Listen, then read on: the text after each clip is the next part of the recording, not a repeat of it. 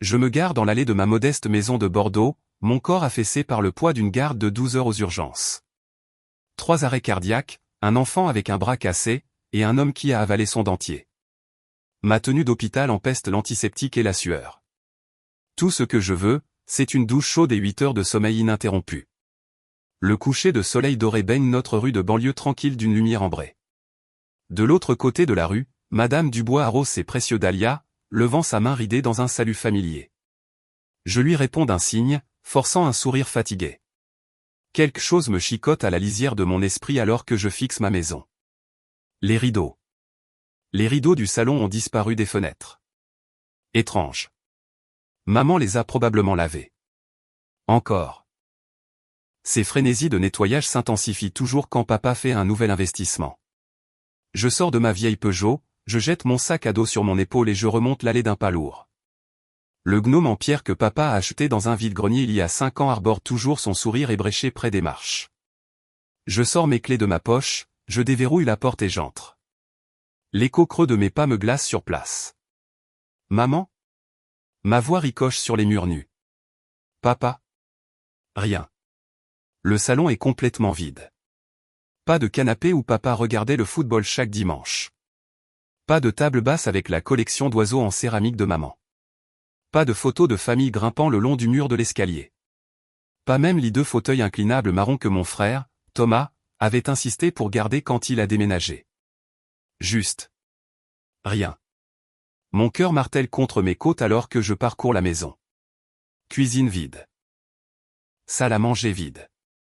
Les chambres à l'étage, toutes vides. Ma chambre d'enfant, où les marques de taille sur le cadre de la porte suivaient encore ma croissance, entièrement vidée. L'armoire de la salle de bain, où j'avais caché des tampons d'urgence et du Doliprane, nettoyée.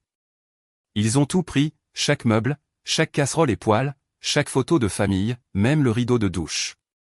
De retour dans l'entrée, quelque chose attire mon regard.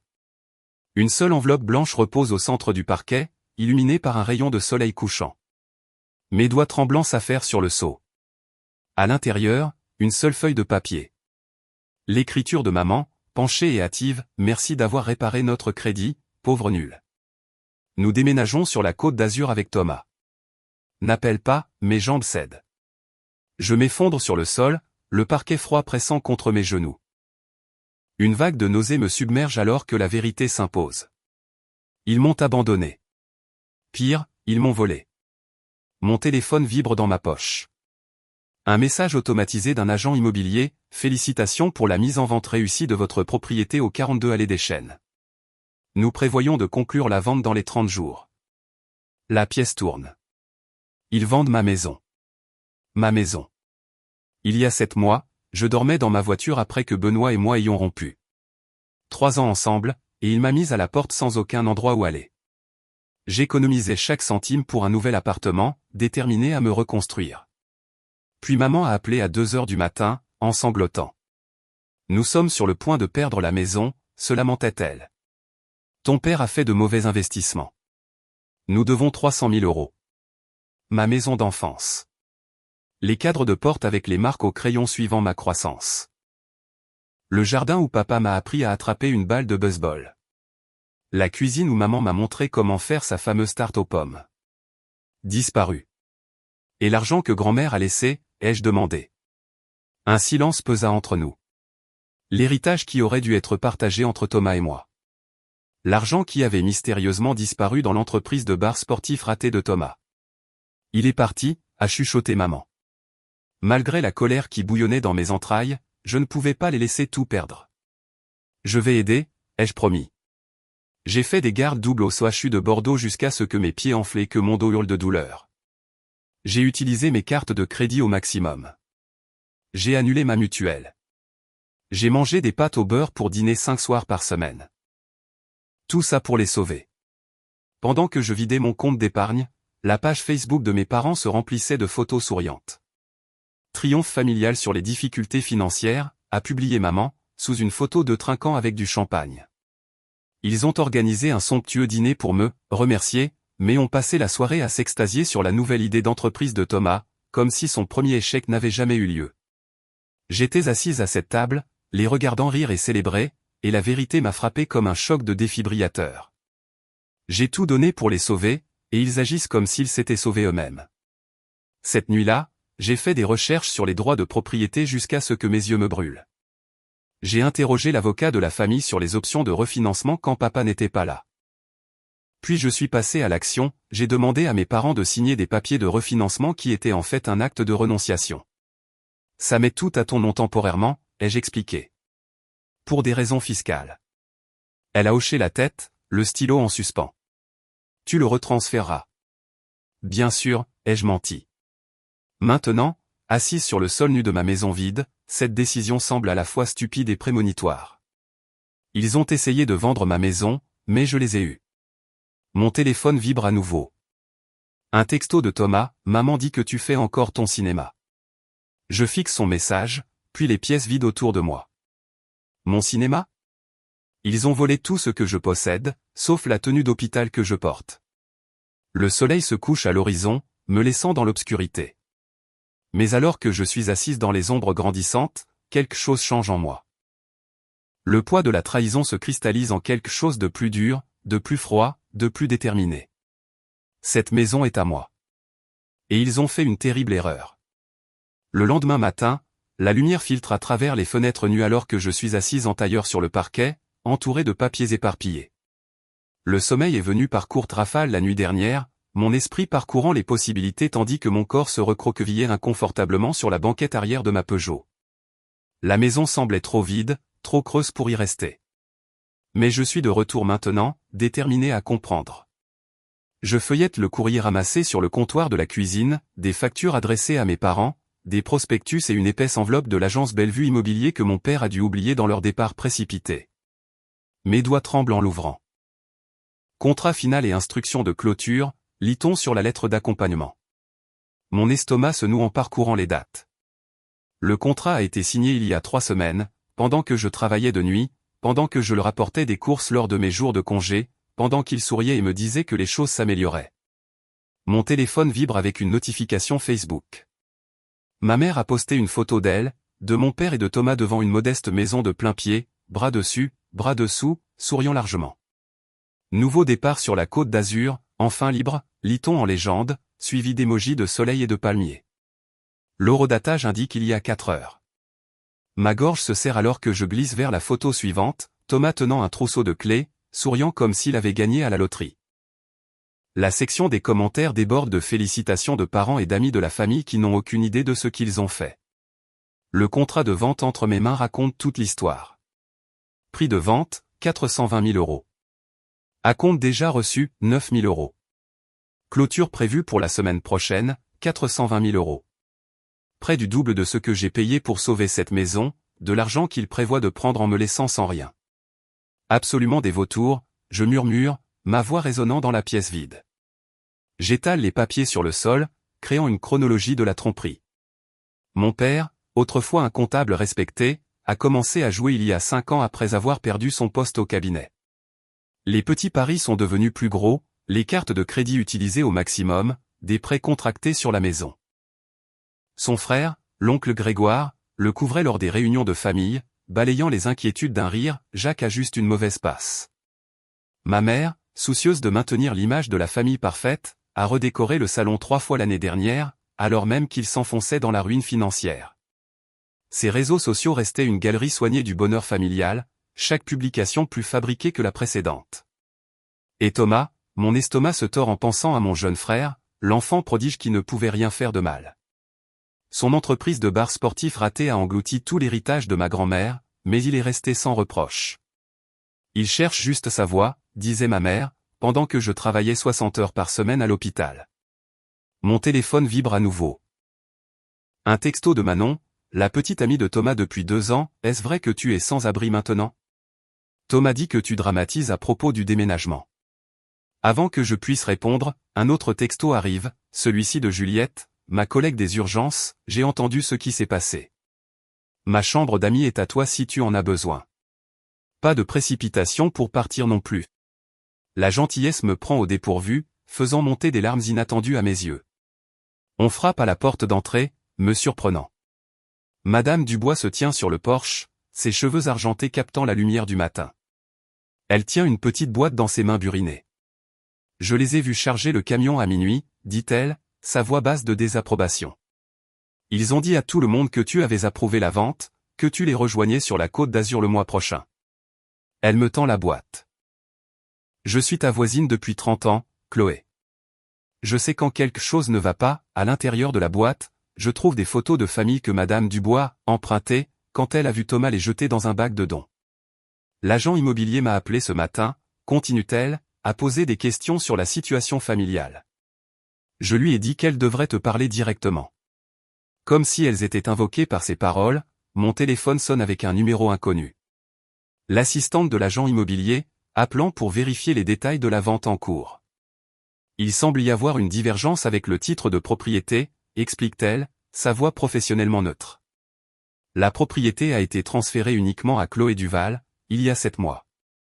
Les vendeurs actuels ne sont pas inscrits sur l'acte. Un poids se soulève de ma poitrine alors que je la remercie et mets fin à l'appel. L'acte de renonciation a fonctionné. La maison est légalement à moi. Mon soulagement momentané est brisé lorsque mon téléphone vibre avec une notification de message vocal. La voix de mon père remplit la pièce, pâteuse de colère, tu ferais mieux de ne pas tout gâcher pour nous. Nous avons besoin de cet argent. Tu nous le dois après tout ce que nous avons fait pour toi. Je supprime le message. Mes mains sont maintenant stables. Les enjeux n'ont jamais été aussi clairs. Mes cartes de crédit sont au maximum pour avoir sauvé cette maison. Je n'ai nulle part où aller. S'il conteste l'acte de renonciation, je pourrais tout perdre. Sans logement stable, mon poste à l'hôpital pourrait être compromis, l'assiduité et l'apparence comptent dans le domaine de la santé. L'agent immobilier rappelle 1 heure plus tard, son ton nettement plus froid que celui de son assistante. Mademoiselle Duval, nous avons terminé la recherche de titre. La vente ne peut pas avoir lieu sans votre autorisation en tant que propriétaire légal. Nous avons gelé la transaction en attente de clarification. Merci, je réponds, surprise par le calme de ma voix. Ce soir-là, Juliette arrive avec un matelas pneumatique, un sac de plats à emporter et une étreinte féroce. Juste le temps que tu te remettes sur pied, dit-elle en m'aidant à gonfler le matelas dans ce qui était ma chambre. Alors que la nuit tombe, je suis allongé, les yeux fixés sur le plafond. La maison craque et s'installe autour de moi, des sons familiers de l'enfance qui semblent maintenant différents.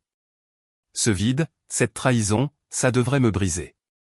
Au lieu de cela, je sens quelque chose durcir à l'intérieur, comme du béton qui prend. Ils voulaient vendre ma maison et disparaître avec l'argent, mais je les ai eus. Demain, je commence à reconstruire. Pas seulement les meubles et les installations, mais des limites qui auraient dû être en place il y a des années. Je ferme les yeux, étonnamment en paix dans ma maison vide. Elle est à moi maintenant. Vraiment à moi. Et ils ont fait une terrible erreur. 1 semaine plus tard, mon téléphone sonne pour la 8e fois aujourd'hui. Encore Thomas.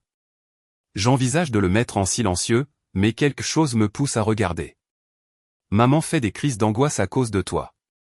Règle ça, maintent, je jette mon téléphone sur le matelas pneumatique où je dors depuis 1 semaine. Il y a 3 jours, c'était, la tension artérielle de papa est montée en flèche. Hier, tu déchires cette famille. Le goutte-à-goutte constant de culpabilité est devenu un bruit de fond. La sonnette retentit. À travers le Judas, j'aperçois le crâne dégarni et le sourire forcé de l'oncle Grégoire. Sa Mercedes tourne au ralenti dans mon allée, le moteur en marche comme s'il s'attendait à ce que ce soit rapide. Chloé, ma chérie, crie-t-il à travers la porte. Je veux juste te faire entendre raison. Je ne réponds pas. Après 10 minutes de coups de plus en plus agités, il laisse une carte de visite coincée dans le cadre de la porte avec un mot, tes parents t'ont mieux élevé que ça. Plus tard, en parcourant Facebook, mon estomac se serre. La dernière publication de maman a 57 commentaires. Prière pour les parents qui font face à des enfants ingrats. Les problèmes de santé mentale peuvent déchirer les familles. Veuillez respecter notre vie privée pendant cette période difficile. Les commentaires vont de la sympathie à la suspicion. Reste forte, Diane, de ses amis du club de lecture. Que s'est-il passé avec Chloé, de la part de personnes qui me connaissent vraiment? Mon doigt survole le bouton de réponse, mais je ferme l'application à la place. Ils ont contrôlé le récit toute ma vie. Plus maintenant. Le lendemain matin, la lumière du soleil traverse la fenêtre de ma chambre alors que j'étale mes vêtements. Pas de tenue d'hôpital aujourd'hui. Un chemisier blanc impeccable, un pantalon bleu marine et les boucles d'oreilles en perles que grand-mère m'a laissées. Professionnel. Autoritaire. Le miroir reflète quelqu'un que je reconnais à peine. Les épaules en arrière, le menton levé, les yeux clairs et déterminés. Le bureau du notaire sent le papier de photocopie et le café. Les yeux de la réceptionniste s'écarquillent légèrement quand je donne mon nom. Mademoiselle Duval ? Nous ne vous attendions pas avant 10 heures. Je préfère être en avance. Ma voix semble plus stable que je ne le ressens. Maître Bernard, le notaire, me serre fermement la main. Les murs de son bureau sont tapissés de photos de famille et de trophées de pêche. J'ai examiné vos documents, dit-il en désignant le dossier sur son bureau. L'acte de renonciation est en ordre. Vos registres de paiement sont remarquablement bien organisés.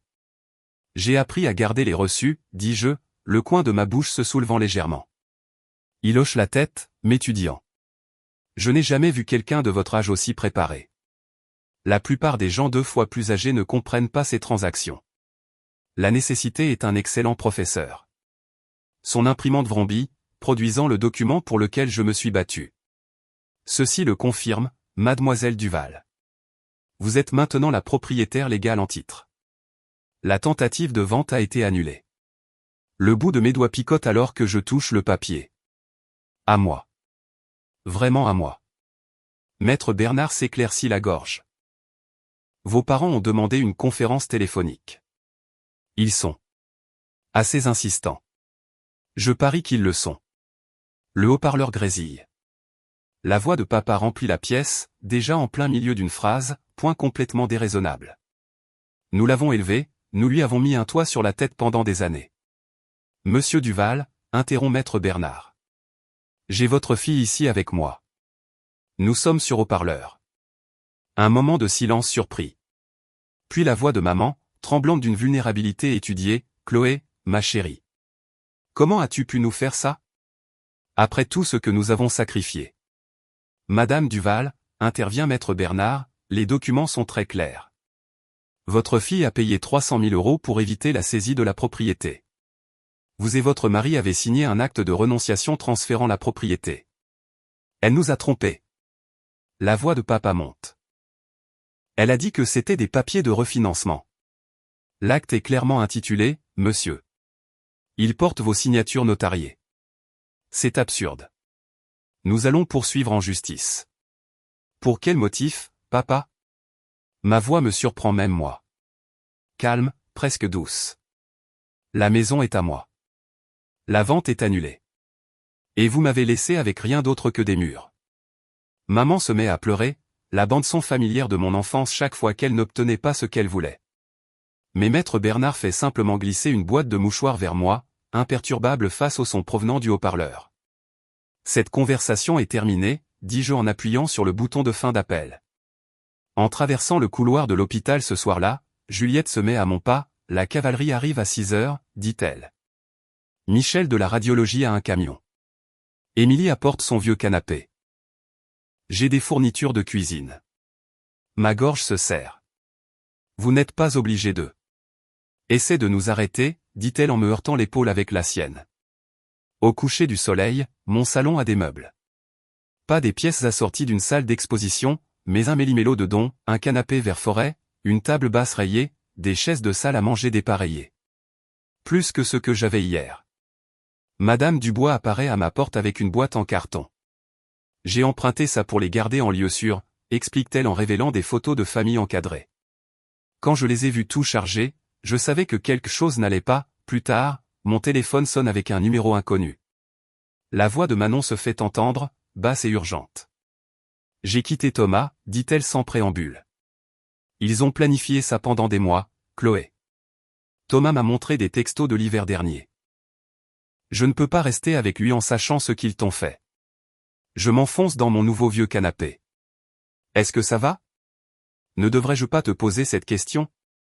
Elle rit, un son creux. Je reste chez ma sœur. Écoute, j'ai sauvegardé certains de ces textos. Je te les transférerai. Le docteur Fournier m'intercepte entre 2 patients le lendemain. J'ai approuvé votre demande de garde supplémentaire, dit-il. La paix des jours fériés devrait vous aider à reconstituer votre pécule. Merci, je parviens à dire, retenant des larmes inattendues. Après le travail, je vais au magasin de bricolage et j'achète de nouvelles serrures. Le clic métallique du pen dormant s'enclenchant sonne comme une victoire. L'installation du système de sécurité prend 3 heures. Des caméras couvrant chaque entrée. Des détecteurs de mouvement. Un panneau près de la porte de ma chambre. Dans l'ancienne chambre de Thomas, je passe un rouleau de peinture vert écume de mer sur les affiches de basket qu'il n'a jamais pris la peine d'enlever. La couleur me rappelle la Côte d'Argent, où j'allais seul pour réfléchir pendant mes études d'infirmière. À chaque coup de pinceau, je reconquiers 1 centimètre d'espace. La dernière tâche est la plus difficile. Le portrait de mariage de mes parents est accroché au-dessus de la cheminée depuis toujours. Je le retire avec précaution, enveloppant le cadre dans un vieux t-shirt avant de le placer dans le grenier. À sa place, j'accroche une photographie de la ligne d'horizon de Bordeaux à l'aube, la vue que je vois en rentrant chez moi après les gardes de nuit. Le début de quelque chose de nouveau. En prenant du recul, j'examine ma maison. Plus vide. Pas volée. À moi. Mon téléphone vibre avec un autre texto de Thomas. Je le supprime sans le lire et j'éteins les lumières, montant les escaliers jusqu'à ma chambre. Pour la première fois depuis des semaines, je vais dormir sans rêver de pièces vides et de futurs volets. Mon téléphone vibre à 3 heures du matin. Je l'ignore, mais quelques secondes plus tard, il vibre à nouveau. Et encore.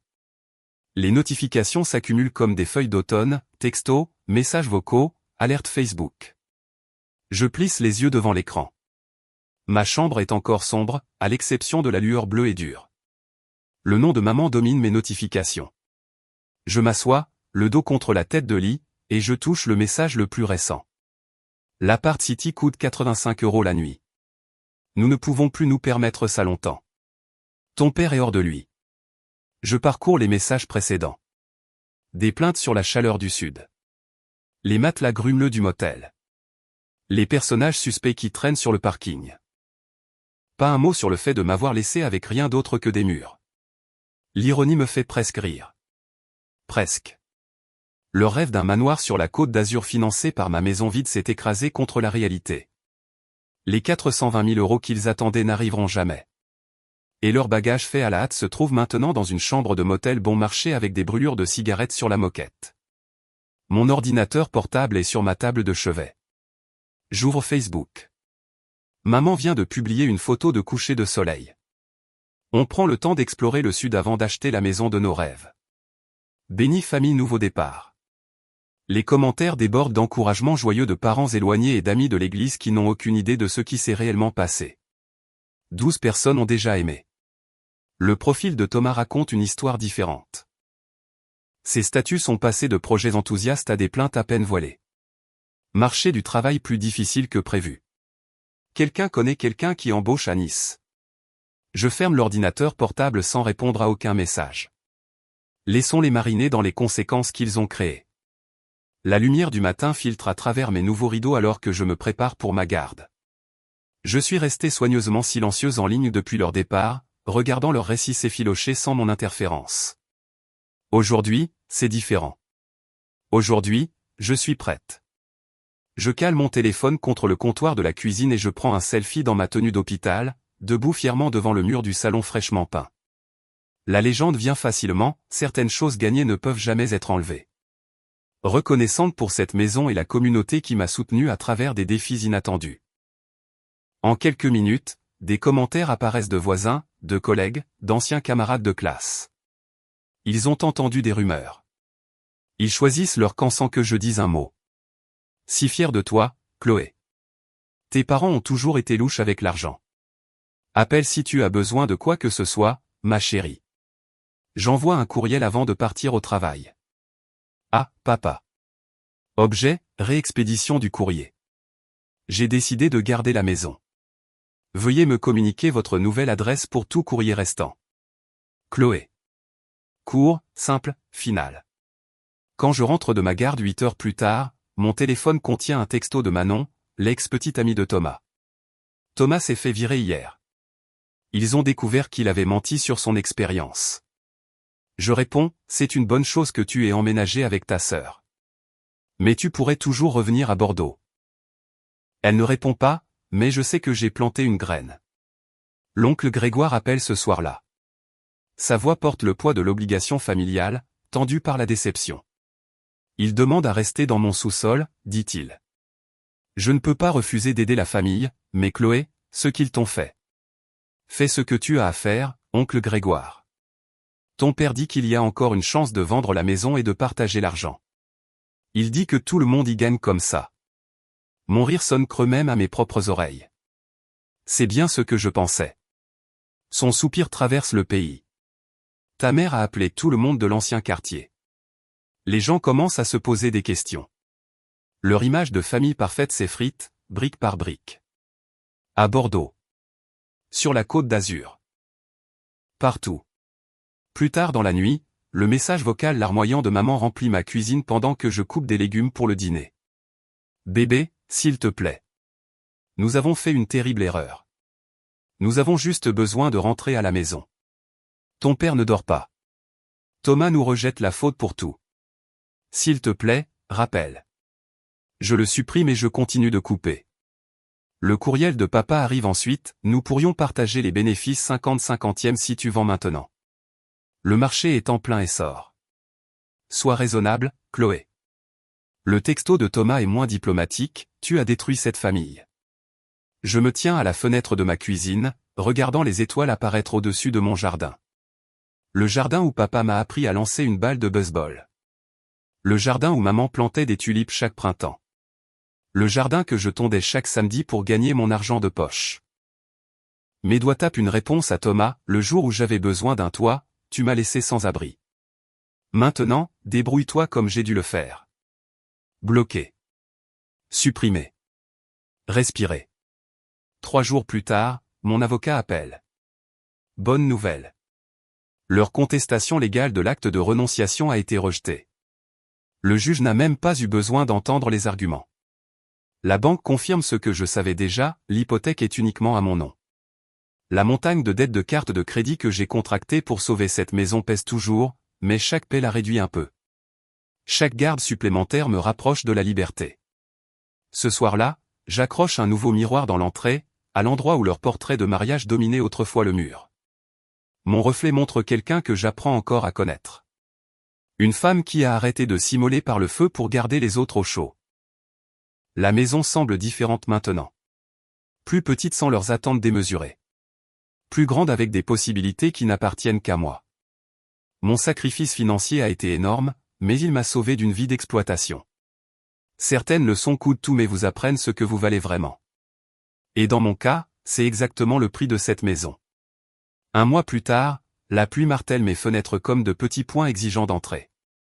Octobre à Bordeaux amène des tempêtes qui emportent la chaleur persistante de l'été et exposent les os nus de la réalité. Je suis recroquevillé sur mon nouveau canapé, une modeste trouvaille d'occasion que Juliette m'a aidé à monter sur les marches du perron le week-end dernier, en train de consulter des dossiers de patients lorsque des phares balaient le mur de mon salon. Une portière de voiture claque. Puis une autre. Une troisième. Mon estomac se serre. Je reconnais ses pas sur l'allée avant même que la sonnette ne retentisse.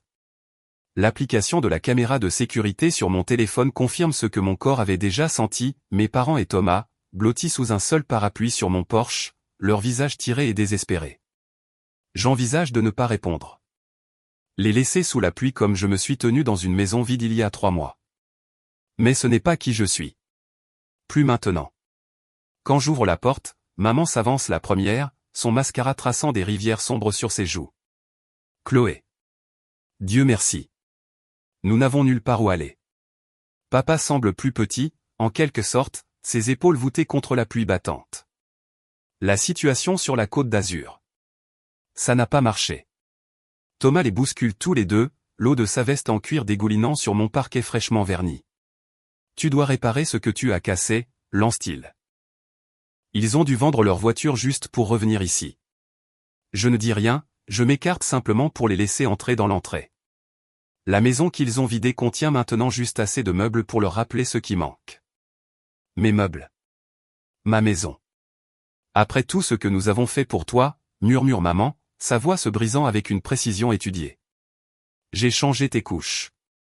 Je t'ai soigné pendant la varicelle. Je t'ai aidé à postuler à l'école d'infirmière. J'ai répété ce moment en thérapie, sous la douche, en fixant mon plafond à 3 heures du matin. Pourtant, maintenant que le moment est venu, un calme étrange s'installe en moi. Je ne ressens plus de rage. Juste de la clarté. Voulez-vous vous asseoir, je demande, en désignant le salon. Ils échangent des regards confus avant de me suivre. Les yeux de papa se tournent vers le manteau de la cheminée, où leur portrait de mariage était autrefois accroché. À sa place se trouve une copie encadrée de ma licence d'infirmière. Quand j'avais 16 ans, je commence, perché sur le bord de mon fauteuil, j'ai accidenté la voiture de papa. Vous vous souvenez? Vous m'avez privé de sortie pendant 3 mois et m'avez fait travailler à l'entrepôt de l'oncle Grégoire pour payer les réparations. Papa fronce les sourcils. Qu'est-ce que ça a à voir? Vous m'avez appris les conséquences, je continue. La responsabilité. Le paiement de mes dettes. Alors j'ai suivi les miennes. Et les vôtres. J'ouvre le dossier et j'en retire une pile de relevés bancaires, soigneusement surlignés en jaune. 72 000 €. C'est ce que j'ai payé pour l'hypothèque et les impôts fonciers pendant 7 mois. Je les pose sur la table. Plus 21 000 € de dettes de carte de crédit que j'ai contractées pour garder ce toit au-dessus de vos têtes. La main de maman voltige vers sa gorge. Chloé, nous n'avons jamais demandé. Ensuite, je sors mon téléphone et j'ouvre Facebook, pendant que je mangeais des pâtes au beurre 5 soirs par semaine, vous avez posté ça. Je fais défiler leurs photos souriantes de la Côte d'Azur. Les dîners au restaurant. Les virées shopping. La visite du vignoble. Des choix budgétaires intéressants pour une famille en crise financière. Thomas bouge inconfortablement. Les réseaux sociaux ne sont pas la vraie vie. Non. J'extrais la note manuscrite d'une pochette de protection, maintenant encadrée professionnellement. Est-ce assez réel? Merci d'avoir réparé notre crédit, pauvre nul. Nous déménageons sur la Côte d'Azur avec Thomas. N'appelle pas. Ma voix ne tremble pas. L'écriture de maman. Le sentiment de papa. Votre cadeau d'adieu collectif. Le silence s'épaissit jusqu'à ce que papa s'éclaircisse la gorge. Nous avons fait une erreur. Nous sommes désolés. Désolé d'avoir été pris, je le corrige. Désolé que votre plan ait échoué. Je pose le document final sur la table, une déclaration notariée de Manon. L'ex-petite amie de Thomas avait toute une histoire à raconter. Comment vous avez planifié ça pendant des mois? Comment vous avez discuté de la vente de ma maison pendant que je faisais des gardes doubles pour la sauver? La façade de papa se fissure. Ses yeux se tournent vers la sortie comme ceux d'un animal acculé. Tu n'avais pas le droit de monter Manon contre nous. Je n'ai monté personne contre vous. Vous l'avez fait vous-même. Les larmes de performance de maman laissent place à quelque chose de brut, de plus laid. Comment as-tu pu faire ça à ta propre mère? Sa voix monte. Où sommes-nous censés aller? Au même endroit où j'étais censé aller quand vous avez vidé ma maison et essayé de la vendre sous mon nez. Les mots viennent facilement maintenant. Vous ne m'avez jamais vu comme une famille, juste comme une ressource à utiliser. Un outil pour résoudre vos problèmes. Thomas se jette en avant, le doigt pointé sur mon visage. Tu te crois si parfaite? Tu as volé notre maison. Votre maison? Je me lève, me mettant à sa hauteur. La maison que j'ai sauvée avec mon argent? La maison que vous avez abandonnée? Cette maison-là? Sa bouche s'ouvre, se ferme, s'ouvre à nouveau. Aucun son n'en sort. À travers mes fenêtres avant, je remarque Madame Dubois qui jette un coup d'œil derrière ses rideaux. 2 portes plus loin, la famille Collin a interrompu sa promenade du soir avec le chien pour regarder le drame se dérouler. La honte de ma famille est maintenant aussi publique que leur trahison. Vous pouvez séjourner à l'hôtel Ibis Budget sur le cours de la Marne, dis-je doucement. J'ai pris des dispositions pour 3 nuits, payées d'avance. Après ça, vous vous débrouillez. 3 nuits. La voix de maman se brise. Qu'est-ce qu'on est censé faire après ça? Je me dirige vers la porte et je l'ouvre. La pluie s'est calmée en un doux crépitement. Débrouillez-vous, comme j'ai dû le faire. Un par un, ils passent devant moi. Papa s'arrête sur le seuil, son parfum familier se mêlant à l'odeur de la terre mouillée. Nous sommes toujours tes parents, Chloé. La biologie ne fait pas une famille, je réponds. Les actes, si. Je ferme fermement la porte derrière eux et j'enclenche le système de sécurité. Le bip électronique résonne dans mon espace reconquis. À travers la fenêtre, je les regarde s'éloigner sur l'allée, dépassant le gnome en pierre avec son sourire ébréché. Je ne les ai pas détruits, je murmure à la pièce vide. Ils se sont détruits eux-mêmes. J'ai juste arrêté de les sauver.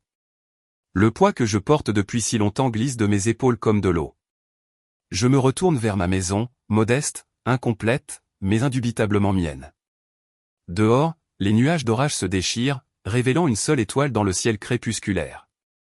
La première chose claire que je vois depuis des mois. Le soleil du matin réchauffe mon visage alors que je m'agenouille dans la terre fraîchement retournée. 1 an plus tard, et mes mains se souviennent encore du vide de cette maison. Maintenant, elles pressent des plans dans la terre où le barbecue négligé de papa rouillait autrefois. Des soucis, des ignas et des cosmos, des fleurs vives et résilientes qui reviennent saison après saison. Celle-ci pousse bien, crie Madame Dubois de l'autre côté de la clôture. Plus seulement une voisine qui arrose des dahlias, mais une amie qui apporte du pain fait maison le dimanche et écoute mes histoires sans jugement. Tu devrais voir à l'intérieur, je réponds en brossant la terre de mes genoux.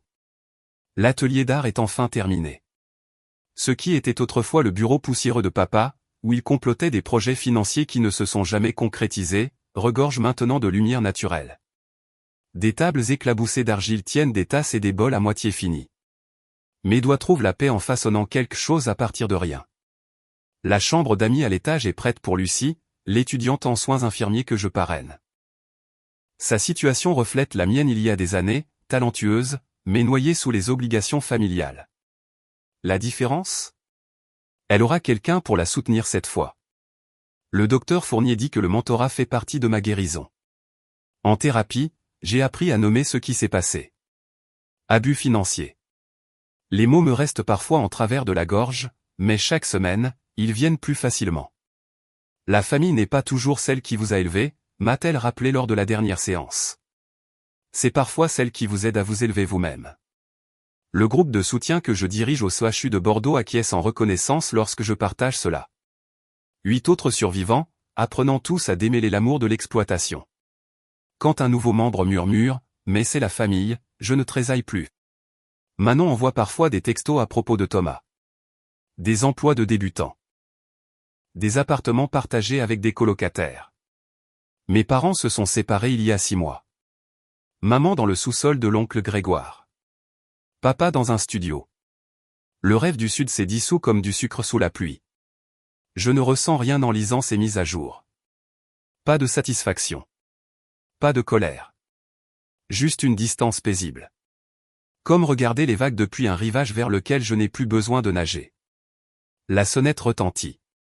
Juliette arrive la première pour la pendaison de crémaillère, les bras chargés de cidre pétillant et d'assiettes en carton.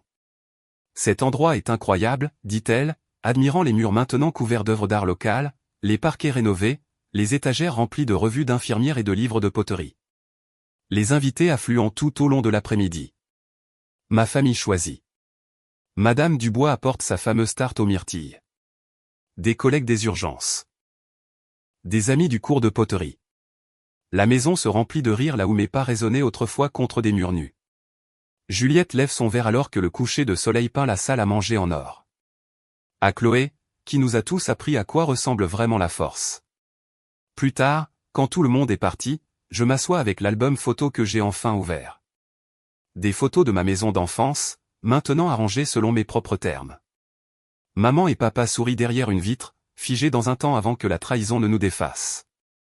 La photo de remise de diplôme de Thomas. Toutes exposées non pas comme des blessures mais comme des chapitres d'une histoire plus longue. Parfois, la chose la plus aimante que l'on puisse faire est d'arrêter de secourir ceux qui vous blessent à plusieurs reprises. Les limites les plus dures protègent les cœurs les plus tendres. Sur la balancelle du porche, je regarde les lucioles clignoter dans le crépuscule naissant. Le poids des clés de la maison dans ma paume semble juste. Mérité. Le jardin que j'ai planté fleurira au printemps prochain et le printemps d'après. Les racines poussent plus profondément que quiconque ne le voit. C'est ma maison reconquise, renouvelée, et enfin en paix.